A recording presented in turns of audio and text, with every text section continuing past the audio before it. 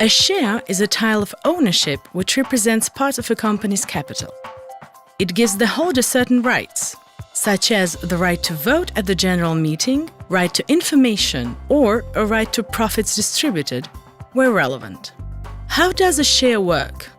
Let's take the example of e-boat, a company which manufactures high-quality, beautiful boats. The company is growing well and would like to expand to sell its boats worldwide. However, to do this, it needs money. So to raise the funds, it could borrow the money, an amount that it must then repay, so it will accumulate debt.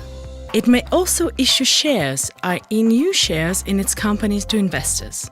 By doing so, the company does not accumulate debt. It finances itself by increasing its capital. Let's look at an example. Oliver is an ordinary investor.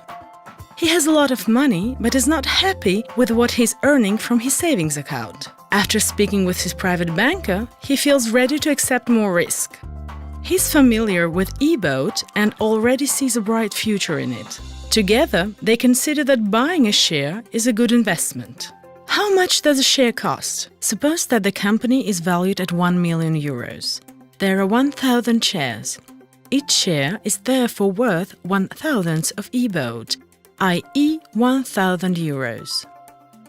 Based on his banker's advice, our investor decides to buy 10 shares, i.e. a 10,000 euro investment. So now he's a shareholder. Let's look at the different possible scenarios. If everything goes well, the company will grow, it will make more profits and its value will increase. As a result, the price of its shares will soar. If Oliver decides to resell his shares at that time, he will make money by making a profit. The company may also decide to share its profits with him.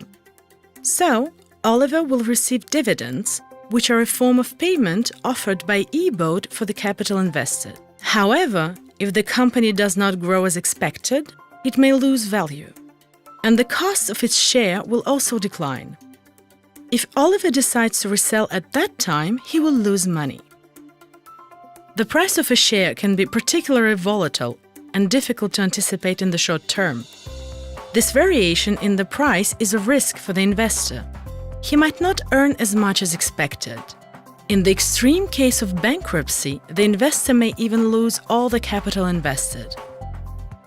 Given the risks, it may be asked why so many investors continue to purchase shares.